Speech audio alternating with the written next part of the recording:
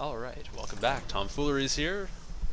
Let's run some more arena. We're 7-0 with a pretty crazy priest deck, and we'll see if we can draw a hand as good as we have the whole rest of this run, because yeah, I mean, I really have two solid 1-drops, and I've had one of them most of the games, so that really helps. Either Zombie Chow or Northshire Cleric is absolutely delightful. I do have an Argent Squire in here instead, which, I mean, yeah, I was talking last game a lot about cards that are better with Priest than with most things, just because of the hero power. Yeah, Argent Squire is definitely one of the ones that's a lot worse than anything else, because, yeah, I mean, you'd almost rather a 1-2, because then at least you could eat a 1-1 and then heal it or something, I don't know.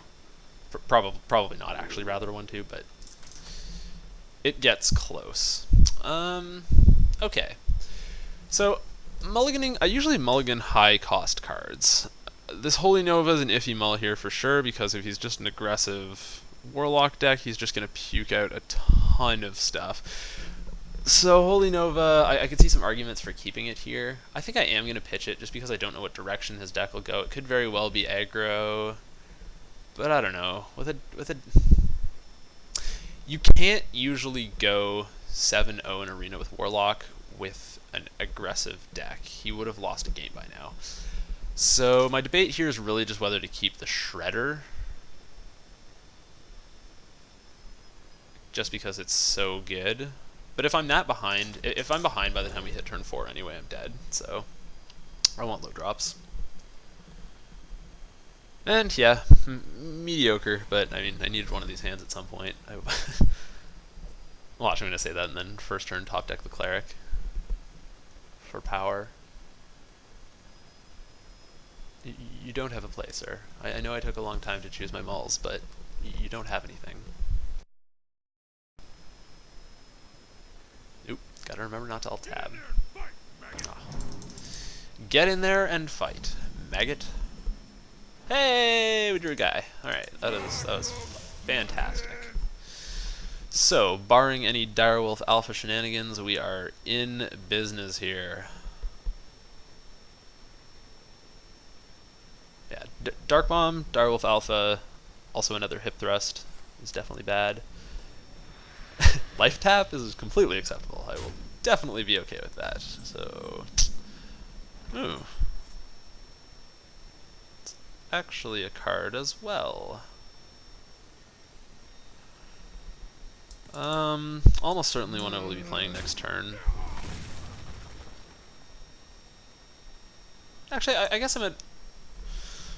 Okay, so if I play this now, he doesn't have a Dark Bomb, he doesn't have any way of killing it, he had nothing, he's going to have drawn 2 cards since the last turn, but I really doubt he's drawn a Dark Bomb since then. Man, if that gets Dark Bombed, I'm going to be sad, to say the least. Sadness will be the prevalent emotion.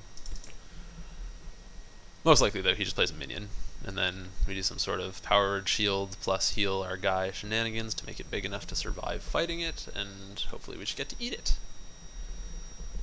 Alright, yeah, so the Stone Splinter Trog is 1-0 right now.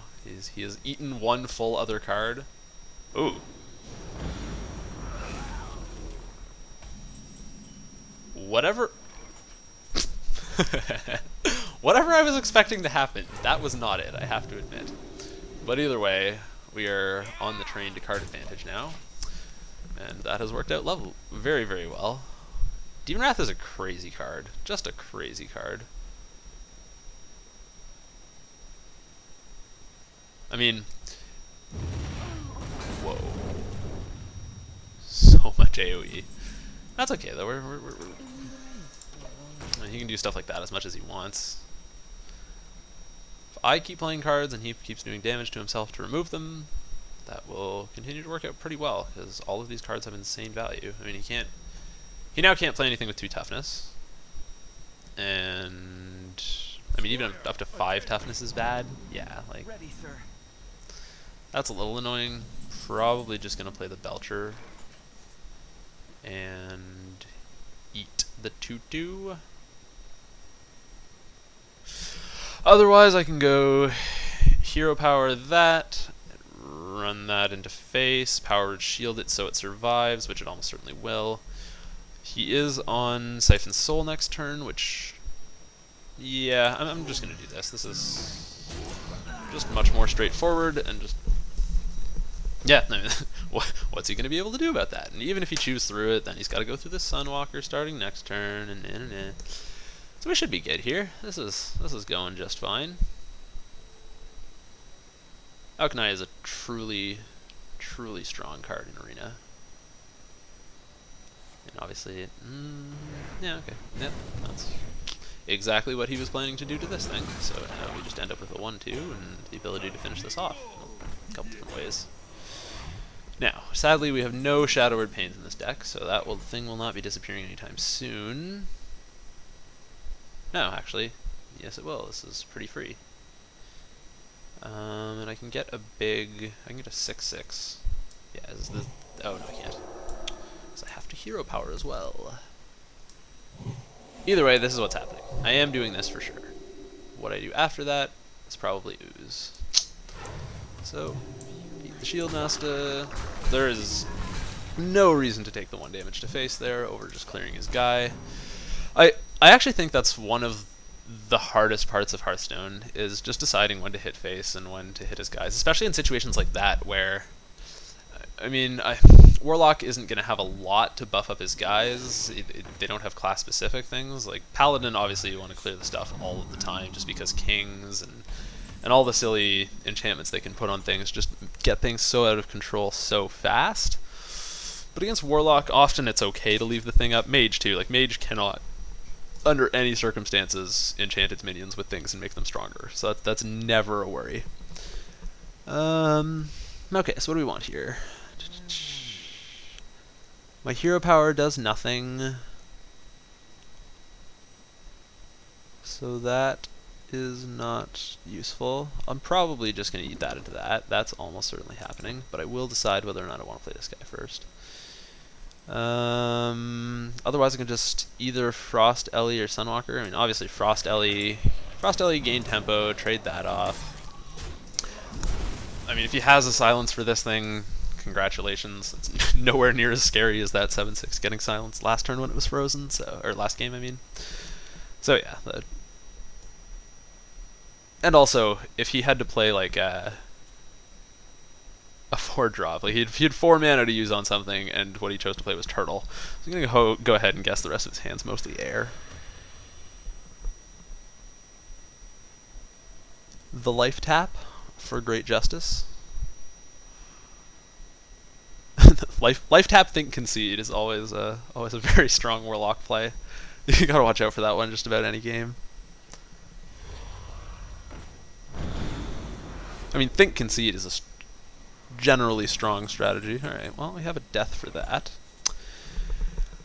And we can finish up the Turtle if we don't want the 5 to face, in the interest of saving our friend here.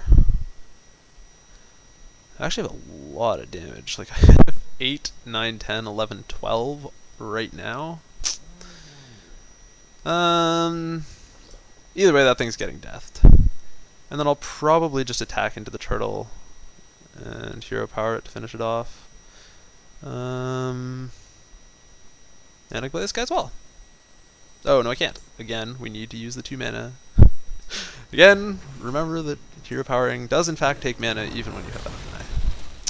So we'll go with that, we'll go with that, and we will take our hard-earned face bites.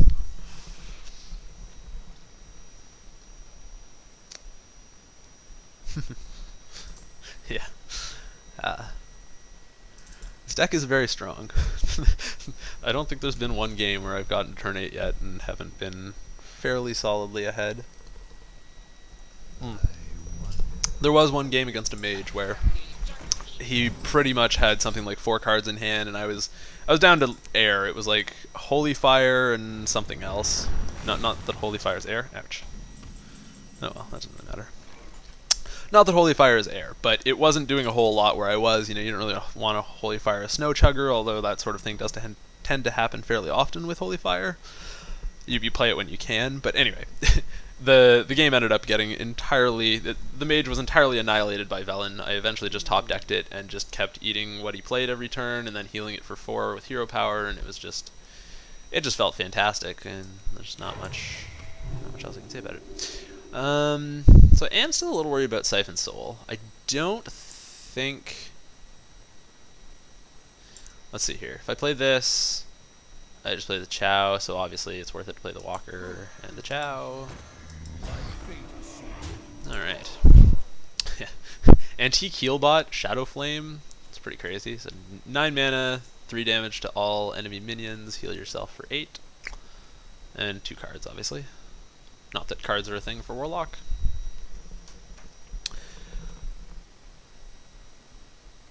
Yeah, like, anything... Antique Healbot is just bonkers with Warlock. This is definitely a Warlock-specific type thing. Ooh, this is... I mean... Ooh, hey Velen. How you doing, man? Oh, good to see you! Alright, what can we do with Velen here? This is now a 4 damage smite. So we have Velen, smite, and hero power all up. And that is just delectable. Unfortunately, a large part of me is wanting to hero power this, so I can send it into that, finish that up with a smite. But I could actually go... Keeping the Divine Shield on this is pretty tempting. He clearly does not have a way to remove it. So other options include...